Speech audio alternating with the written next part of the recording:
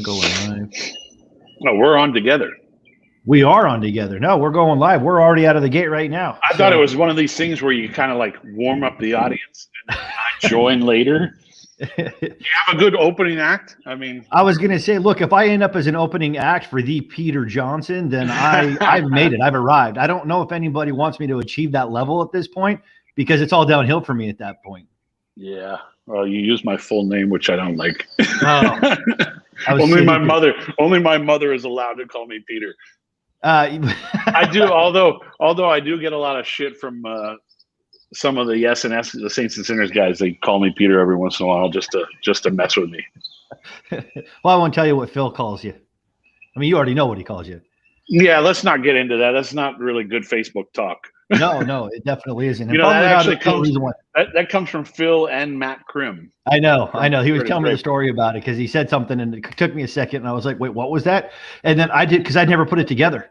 And then I did, so it was amusing. So yeah, we'll leave that for Las Vegas when everybody's there and we can have drinks and if you have because we don't want to make that public because it might offend.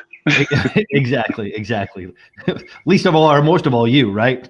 Yeah, no, absolutely. Yeah, I don't want to be canceled by this Facebook Live. Me Sorry, neither. I had to make the joke. I know. Me neither. Yeah, exactly. All right. Well, it's good to see you. It's been a long time since I've seen you, whether it's been digitally face to face or even just face to face. So how have you been? I've been good, actually. I think the last time we saw each other face to face might have been a year ago, almost during this during the pandemic. Originally, we did a Facebook Live. I just can't remember when it was. Yeah. And then we've talked a couple times via phone, like AMAB meetings, so that I actually realized I am on the AMAB. You are. I just never make the meetings. I apologize now. All right, you heard it here, folks. Yes, Pete Johnson is, in fact, on the advisory board of the PCA, and so you've made some of them. But yeah, the last time I think that we did see you was before the pandemic hit. You came here to premiere Hand Rolled. So we did the event here in that September. Was great because we had a lot of staffers that came down for that. Yeah, no, that was a great event because we had a packed house. We had, I think, 60 some odd people in the townhouse. We had the TV that was up playing the documentary, which again, for anybody that hasn't seen it, if you're into cigars, I don't know why you haven't seen it, but go to Amazon and purchase it, and iTunes. That's where I purchased mine. Here, sorry, I'm trying to share this to my page. That's all right. You take your time. I'm, I want to make sure that people see it because I don't know how far your reach is. That was a nasty joke. I apologize. Well, it's funny because it's true. You have more reach than PCA does, as well. No, actually, I shouldn't. I think we're pretty close. Well, there we go. We'll put 2 and 2 together, and maybe we come up with 4. So, or 5. I don't know what that makes. I think that's a different math, though. Let's work on something else. Yeah, that sounds good. No, I was able to share it. I just wanted to make sure people were watching. Excellent. Yeah. Okay. Cool. We got Mr. Anthony Bland that says hello. So it looks like we got some people that are tuning in. Yeah, Anthony was actually at the Hand Rolled showing at the office. Yeah, there he goes. Yeah, he was just referring to it. Yeah, that was a great night. Yeah. Let me see if it worked. I don't even know anymore. I'll be honest. I don't really love Facebook. No, I think that's pretty much they're going to take that down. Facebook's going to actually delete this video because I said that. No, as long as we don't say certain keywords like, COVID or things like that, then we're not going to get fact checked. Oh, so we can't have an opinion about it. So no. You can't. Well, I mean, you can, but if you voice it on Facebook, then they're going to come in and fact check you. So let's get into some real good stuff instead of this Facebook stuff, because this is really not that fun to talk about. No, what's going on with the trade show? I mean, we're having a trade show. We are. Thank you for turning the interview around back onto me. But yes, the trade show is 100% on. It's a go. For anybody, I can just take real quick a couple minutes and kind of describe a little bit of the process. I love the fact that everybody at the PCA keeps on using the words "it's on." Like we're We're gonna get ready to UFC fight. It's on. Speaking of which, Conor McGregor is fighting that weekend in Las Vegas as well. Well, I will tell you, after you had told me who's going to be in town that weekend, I think I lost a few employees to those other events. Because Andy at my office is a big UFC fan, but he's a huge Joe Rogan fan. Oh, God. And when he heard that Joe Rogan and Dave Chappelle were playing, he's like, I'm out. He goes, screw the trade show. Don't even bother getting me a badge. I'm going to the show. Well, those are late at night. That's not going to conflict with the trade show. And then the UFC fight kind of took him over to a different level. I was actually looking at tickets for Bruno Mars. So that's a third one. That's like, this is a major weekend for Vegas. It's like Vegas's big hurrah back. It is. And then you got the PCA show. We are the ones who trailblazed. That's supposed to be a joke. Oh, everybody followed us, right? They did. Wait. So again, to go back, we busted our asses to put in this event plan and everything else, to put it together to say, look, here's what our show is, and we were like, we're smoking on the show floor. These guys came in and said, we'll be there too. Exactly. You know what? Conor McGregor said, you know what? I'm going to fight that weekend. Exactly. That's right. Exactly. If those blokes over there can smoke their cigars, then I'm going to fight somebody. Bruno Mars, actually, I know Bruno Mars is chief of production, road guy. That he's like that. He basically is. I guess you would call him Bruno Mars' babysitter, but he's the guy he's the guy that makes sure that Bruno's on stage at every time. You know, he's his road manager, his tour manager, and I don't want to hit him up directly, but I think I might be able to. I think they're saying that they'd still cost me money, but I might be able to have fun going. But still get Yeah. But I looked at tickets, man. They're not cheap.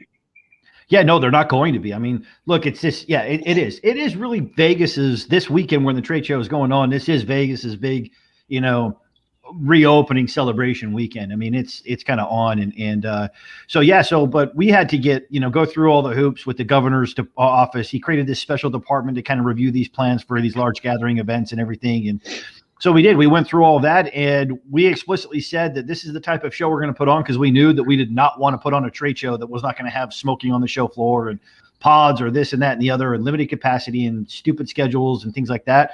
So we said, here's how it's going to run, and if you don't like it, tell us no. And they said, you're approved, and we're good to go. Well, I'll be honest. I'm sure there was some of us, including me at one point in time, that was like, I hope they say no. I hope they say no. I hope they say no.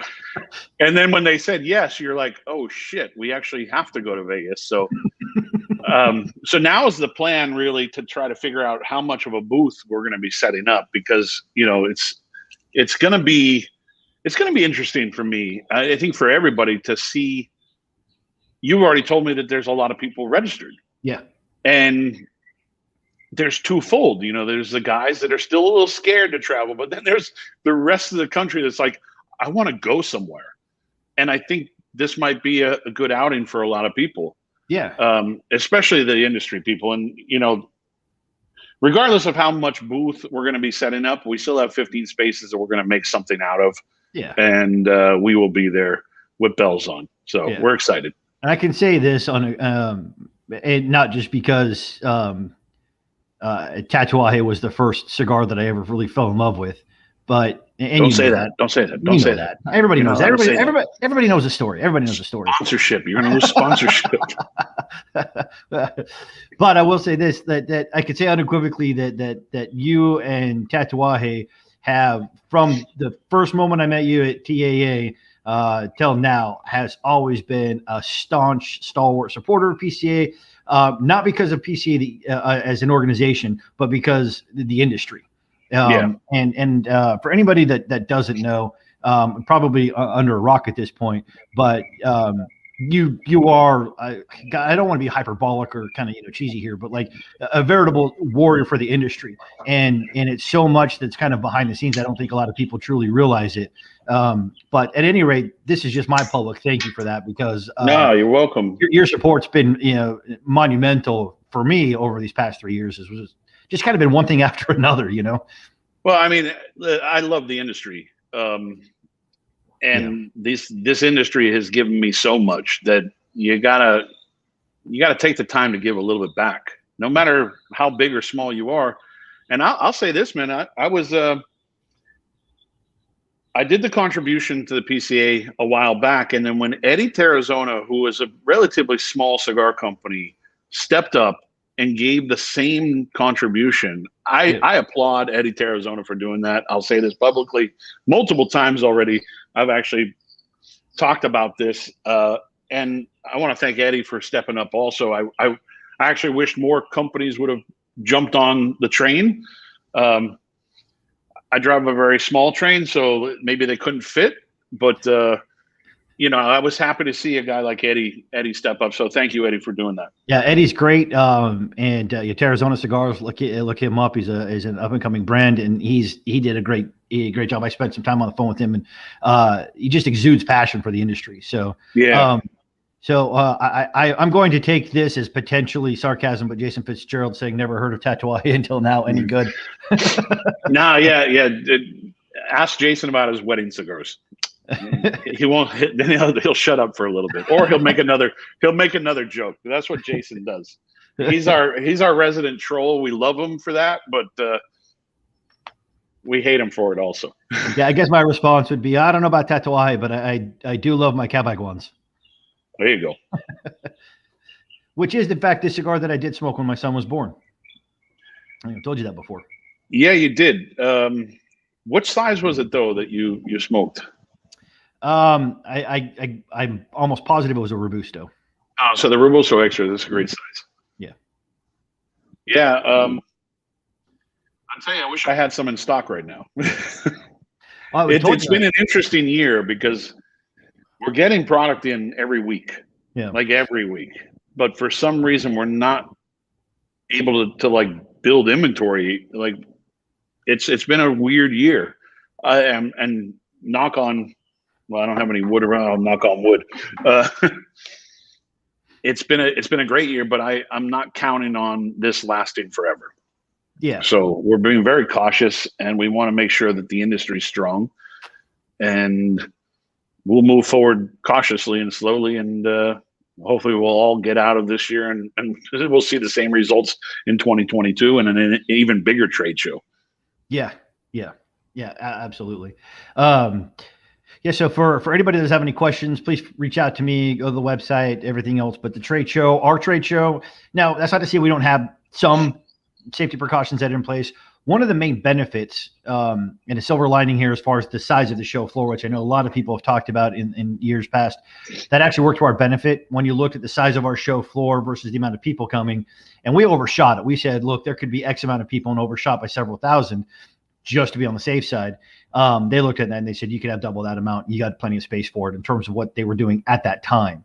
And those are obviously easing up as we go. So we have larger aisles and directionals and things like that, and some increased hand sanitizing and some auto checking and things like that to kind of reduce crowding. But as far as your typical experience at a trade show, you should see pretty minimal disruption, if any at all. Well, I thank you for the hand sanitizer thing, because the amount of hands we do shake throughout the day, and it has nothing to do with the pandemic, just the amount of hands we shake during the day, it's a lot. So it's nice to have a bottle around that you can clean yourself off instead of having to run a mile to the bathroom across the other side of the show floor. And I will say that Christian Iroa probably thanks you too for it also. I know he does. That's an inside joke. It is an inside joke. I think he carries a backpack of hand sanitizer with him wherever he goes anyhow. Well, Scott, I'll be honest. You know, when we were doing the Cigar Fest for Cigars International years ago, they would actually supply a little bottle of hand sanitizer, because you're shaking, 4,000 to 5,000 people's hands in a day, and you're like, I want to just clean up instead of having to run to the bathroom when there's 8,000 people in the bathroom. And one year they stopped giving us hand sanitizer. I actually complained to the head lady in charge, Ruth, and she actually went out and got us a big bottle for our booth, which we ended up sharing with everybody around us. But it was just comical, because like you were that cheap to take away the little bottle, the 8-ounce bottle or 2-ounce bottle of hand sanitizer. Come on. Yeah. So I've done trade shows my whole life, right, on both sides of it. And we used to have I used to go to one in Chicago. Again, that's the same one where I visited Phil's store for the first time, found your brand. Yeah. And it's 60,000 radiologists, right? So you're there pressing the flesh all day, every day for 5 straight days. And after every single encounter, I'd go over to our counter and just squeeze out the hand sanitizer. I mean, they're used to keeping their hands clean. Well, not the radiologists. They don't ever interact with patients. They're in a dark room reading images. No, yeah, but I've had a lot of techs actually try to calm me down so I can get in an MRI machine before. So, I'm there with you, man. Yeah, I can't. The anxiety factor, it goes to a different level with me, to where I don't know, some type of drug to kind of calm you down, like even a melatonin. That's nice and perfect. Or a cigar. She told me you should be allowed to smoke when getting your MRI. I'm live on Facebook, honey. And I have to give my wife money. Did you tell her I said hello? Come here and say hi. At least that you can see you on Facebook Live, because you look better than me anyways. That is straight 100% true. Hello. But we're live on Facebook, honey. Oh my God. That's why I love her. Yeah, exactly. Absolutely. I'll talk to you about that later, because that sounds really funny and interesting. Yes. So not only were we on here to talk about Tatuaje and your cigars, but gentlemen, a master class in marriage relationship right there. Well, it's not always that pretty. I'll say that live on Facebook. She's always that pretty, but it necessarily isn't. Yeah, I just got a reminder that we're supposed to be on at 2:50. I guess I didn't delete that from my calendar. The older one when we moved it to 2 o'clock. Perfect. Yeah, sorry about that, because I have a meeting with the CRA at 3, so it's perfect that we can do this for a little while. Right, I was gonna say Jason might make a comment here about how you're just so high maintenance. Yeah, you know how it is. All good. All right, so down to the finer points now of why we have you on. Yes. So PCA launched at the beginning of April something called the PCA Product Hub. Yes. And this was something that actually you'd kind of been helping us work on this idea for a while with Phil and some of these other folks that were helping us out with this. The whole point, for anybody that doesn't know the Product Hub, is it's a way for PCA to kind of expand its benefits to members. So the retailers can get access to some potentially new and interesting products, or some discounts on some products, et cetera. And the benefit is that the manufacturers would then give a donation of part of the proceeds back to PCA on all of our state advocacy efforts. We've been ramping those up and talked about Eddie and your donations, which helped kind of jumpstart a lot of that. So, I think that this has been a really good idea, and we've gotten some good participation. And so you jumped in and said, hey, I've got a couple of sizes of a batch I'll do just exclusively for PCA retailers. Yeah. And so the hub works. You come in as a PCA retailer. If you're a current member, you'll see the link. You go in and you don't order anything through the site. You just say how much you want. It's a commitment of a certain number of boxes. And then we send that along to the company, in this instance to you all, who will then reach out, connect with the retailers, and then finalize the sale and continue the process. So let's talk. Oh, I'm sorry. There goes the microphone. Hopefully that didn't jar anybody. Yeah, I decided not to set up my fancy microphone. It was just too much work. Yeah, this is a super fancy, like $15 microphone. So it does make you sound a lot better, though. Oh, really? Oh, you good. Get that nice radio voice. Yeah, I have a face for radio for sure. So, yeah.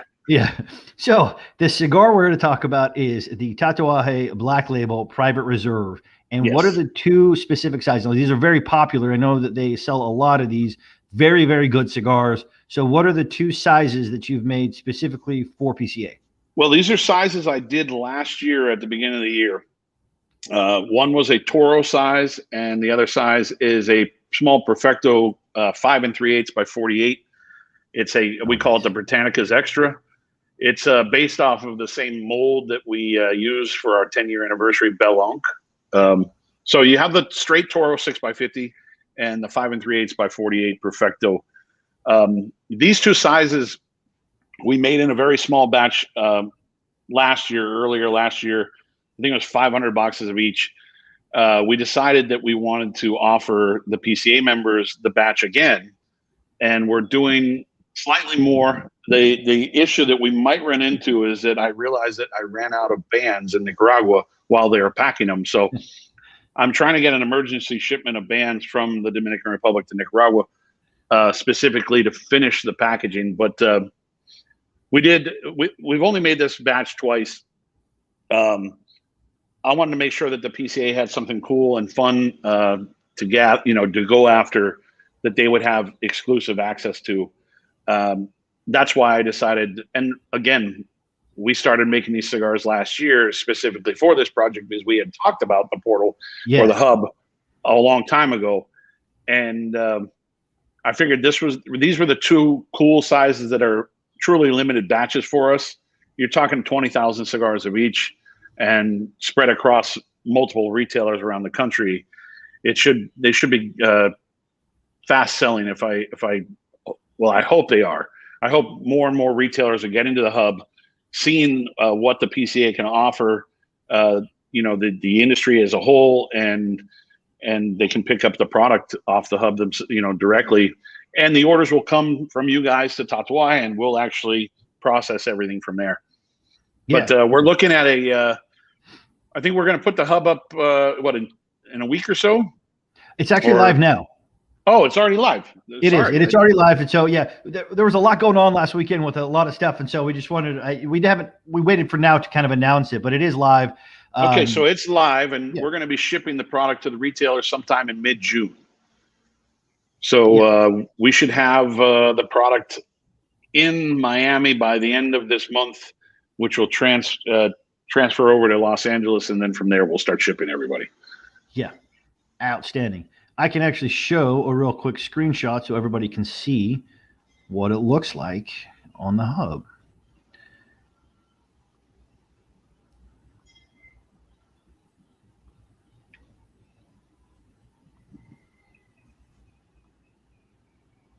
All right.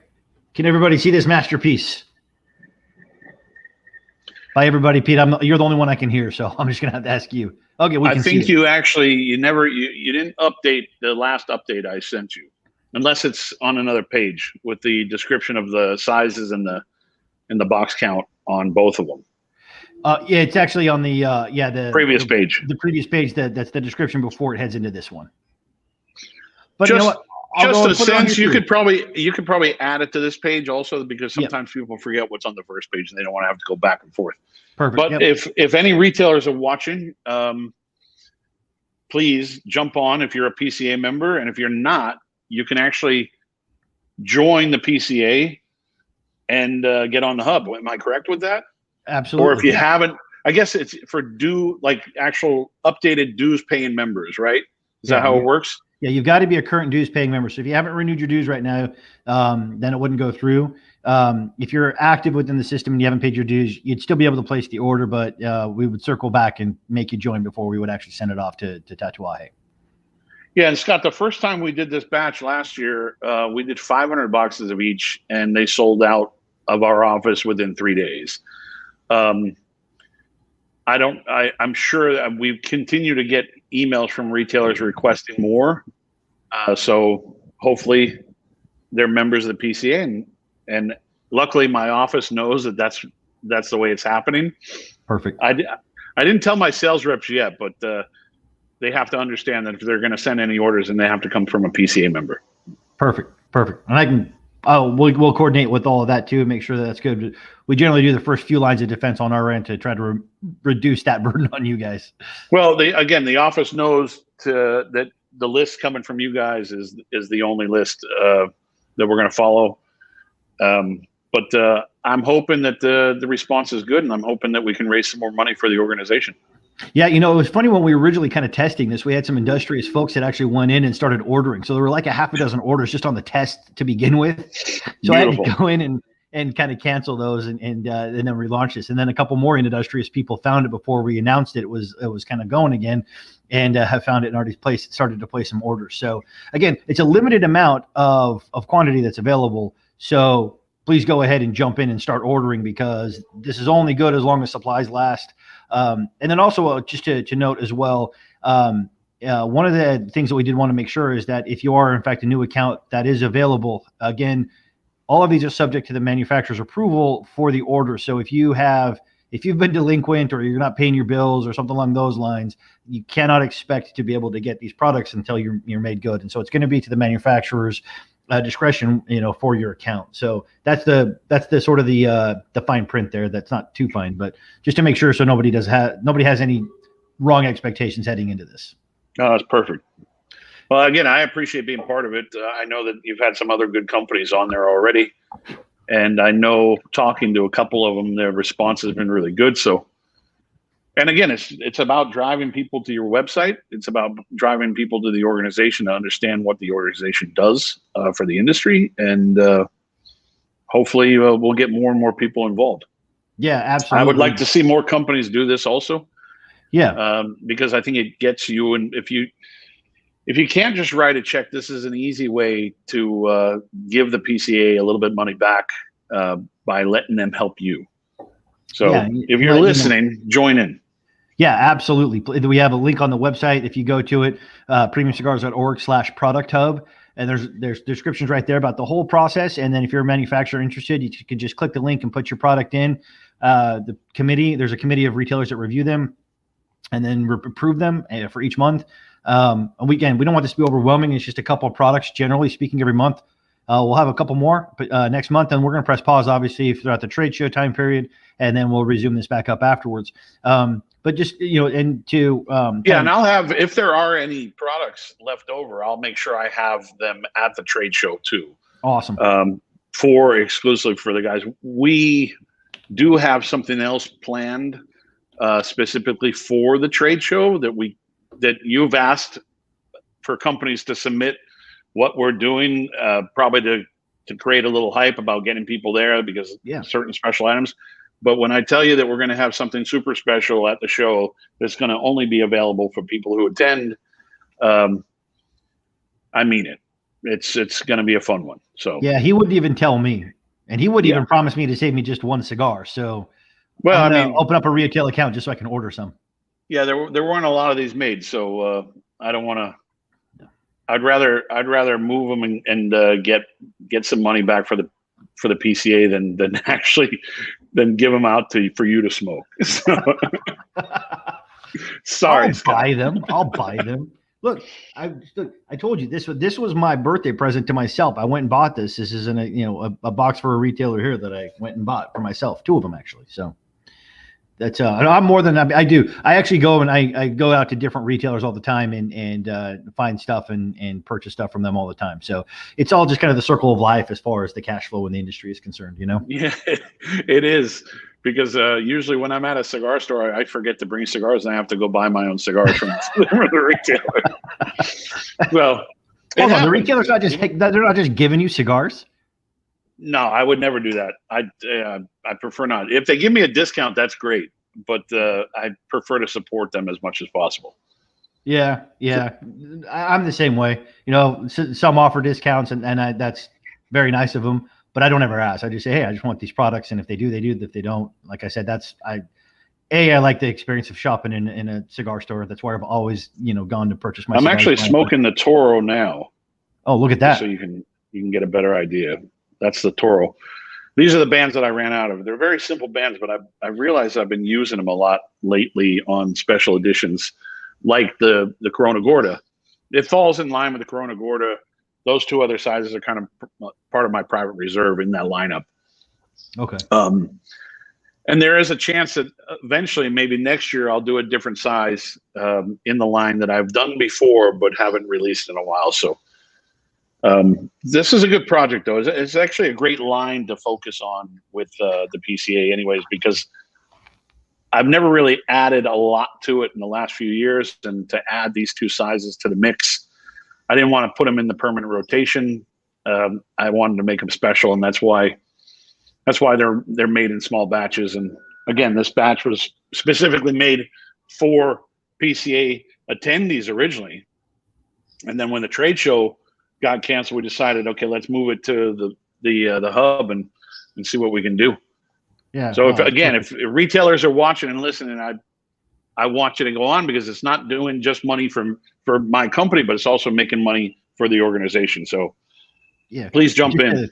To underscore that, Pete has pledged a 50 cents per cigar sold back to the PCA. All of it goes right directly towards all of our state advocacy efforts.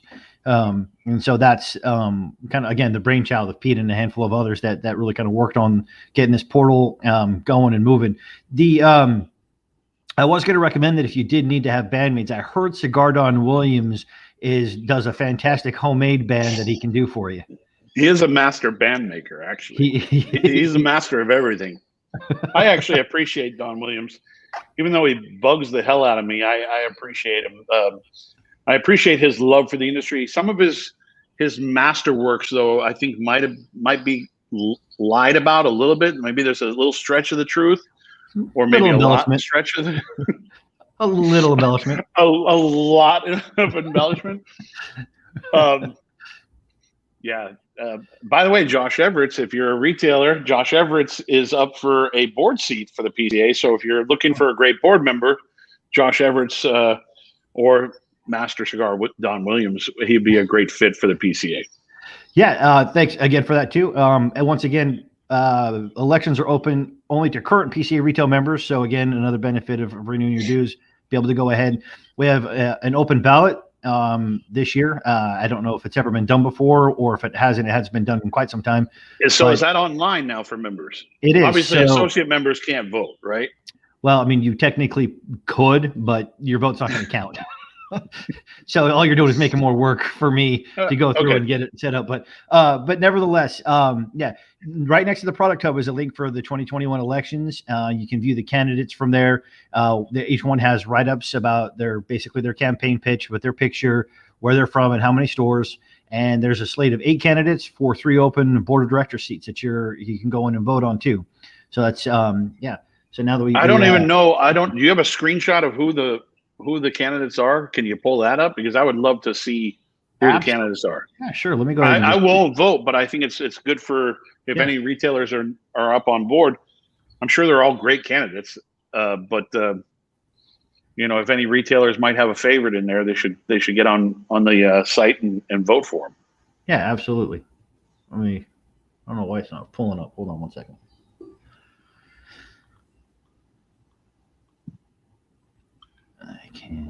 Orlando Perez. Hello, Orlando. How are you, sir? Jason, I appreciate you saying, all jokes aside, PCA is great for the industry. I appreciate that.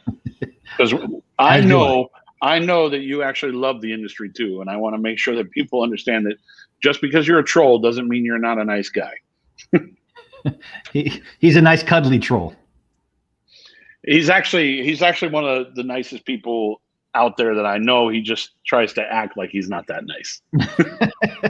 I'm selling him out down the river right now because I'm warming him up for the rest of the country to go, oh, that's just Jason. He's a nice guy. All right. Yeah. So here's the board elections. So this real quick explanation about the makeup of the board and the open seats. And basically, as a retail member, your organization is a member. So no matter how many stores or people are involved in your organization only gets one vote. So it's one member, one vote. Very cool. And voting goes all month long until May 31st.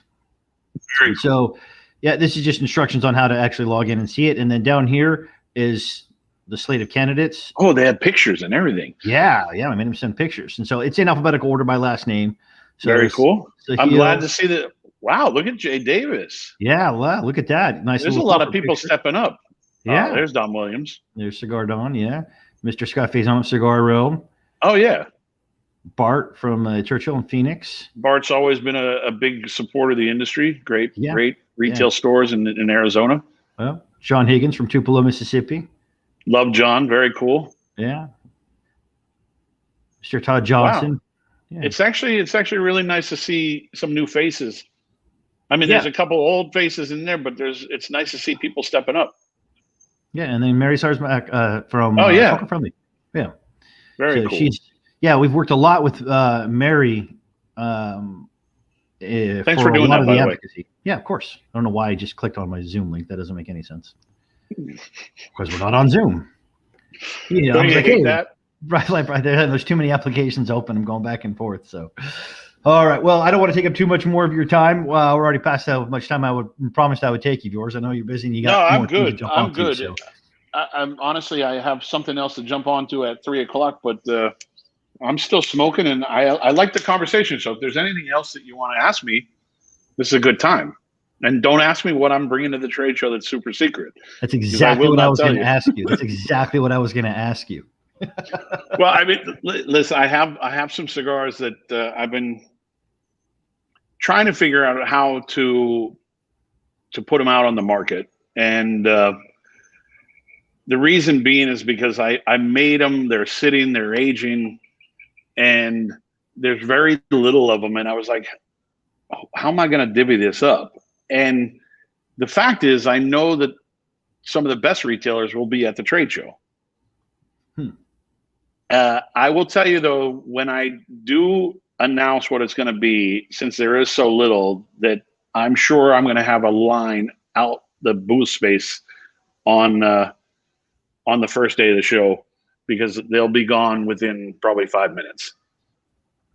When we talked about this too, I think that if you and I can connect, maybe the night before, we can just jump on and do a nice little live show like this. If people want to tune in, especially at the trade show, to kind of talk a little bit about because you're going to know at that point, I would think, of kind of what's available, what's not, so that people can kind of get a little. Well, I hope so. I have to bring something for display at the show. So pictures are good. I'll say this: I will be hand carrying them to Las Vegas. So, okay, as long as you don't have to cross any, as long as you're not leaving California, because you're no longer there, right? You're in Miami. I think as long as you're not leaving California, where they're going to stop and frisk you for leaving the state with the tobacco, I think you're okay. Well, I live in Miami now, but the company's still based out of Los Angeles. That's where we do all our distribution, and so that's where the products will be coming from. No, the products actually will be shipped out. I'll probably end up packing these products myself. Again, there's so little of it that it's one of these things that it'll be easier for me to pack them instead of having to ship them across country. So, yeah, you can have a whole carry-on bag just full of special products. Yeah, no, but timelines have been tough with everything that's been going on.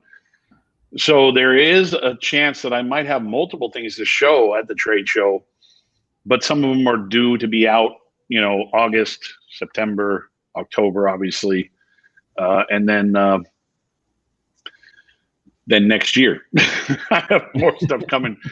I have stuff all the way through November, and then for my last release will be in November for 2021, and then I have stuff already ready for 2022 for the first quarter. So nice. We'll see how much I have on display. Well, that's good. Well, yeah, I'm looking forward to seeing all that you have on display. Let me get your thoughts on something unrelated to cigars, if you don't mind. Sure. Have you heard about this Super League that they're trying to create over in England for soccer or football? Well, yeah, I kind of heard something about it, but explain it to me, because I haven't really paid attention. All I can gather from this, and I'm not in any way, shape, or form, I very, very casually and limited capacity pay attention, but apparently there's quite a few American investors that are trying to create somewhat of like a super league of play over there that's not part of like the Champions League or the Premier League or anything like that, that kind of more closely mirrors like competition sports here in the U.S. And so like completely different teams. No, they're actually looking to co-op some of the teams. I can't remember who they were looking at, but I remember reading an op-ed in some British paper where they were talking about how this is going to, this is idiotic. It's going to ruin it. They're not even taking some of the better teams, and some of the rivalries aren't necessarily existing. And they're doing it based on more like business decision-wise and things like that, on kind of like size and scope of some of the teams. So it was just, and I don't know too much about it. Like, I know no one watching actually cares about this shit. Let's be honest. But if you put Scott Regina and my brother on one of these calls to debate about this, they would be two great commentators on the sport of football or soccer. They both played. Scott played semi-pro. Yeah, Scott's a great. Look at him now. From what I understand. I know. Look at him now. He's in the cigar industry. Well, I don't want to make assumptions here, but I know that there's probably a pretty large portion of the cigar industry folks that like and pay attention to American soccer / football. Oh, absolutely. Absolutely. So, yeah. It's a sport I grew up with. I just haven't followed the whole Premier League at all. Champions League I follow a little bit, but I really follow a couple teams, and that's Real Madrid and now Juve because of Ronaldo.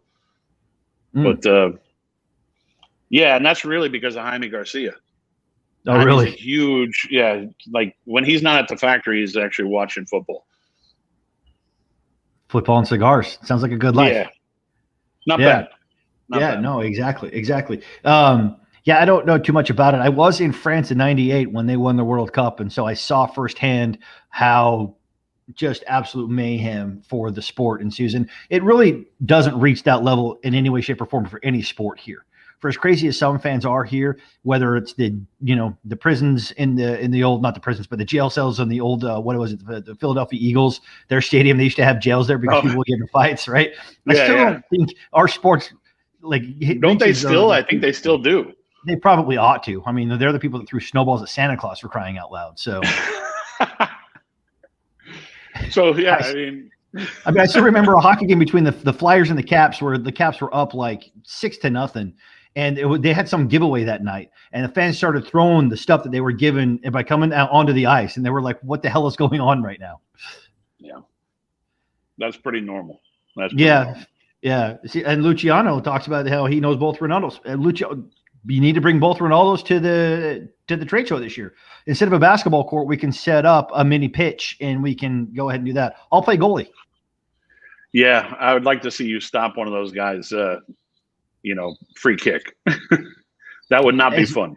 As long as, look, I played catcher for a lot of years, played a quasi season of college baseball as a catcher. So I'm used to having 95 mile an hour things hurled at me. As long as I can have my catcher's gear on and, solid stuff below the waist, I'm fine. I just want to see if I can just graze it with a fingernail. I actually was, I played a lot of positions in baseball when I was younger, and pitcher and catcher were my two favorites because I love picking people off at second base when I was a catcher. Yeah. Loved doing that. And never got hurt once until one day I got hit in the ankle with the ball. No pads around the ankle. Yeah. And I got hit in the ankle with a pitch, and I couldn't walk after that. Literally, it just swelled me up that I couldn't walk. I tried to go play outfield, and I actually had to walk back in. Jason said probably a bullpen catcher. Jason, the funny thing about that comment is my aspiration. He's a Dodgers fan. He's a Dodgers fan. Oh, that doesn't count. Hey, you know what? We're trying to see if we might even be able to get Cody Bellinger to stop by the trade show this year. No, but listen, my aspirations, I knew real early on because I was at a certain level where you start playing against people that were starting to get drafted and things like that and playing double AAA ball. And I was like, yeah, I would max out. I know that there's no chance you get to that point where you can kind of be real with yourself.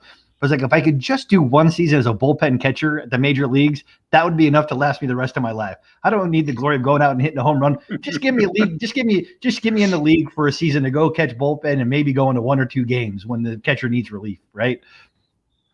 Awesome. That's all I want. Yeah.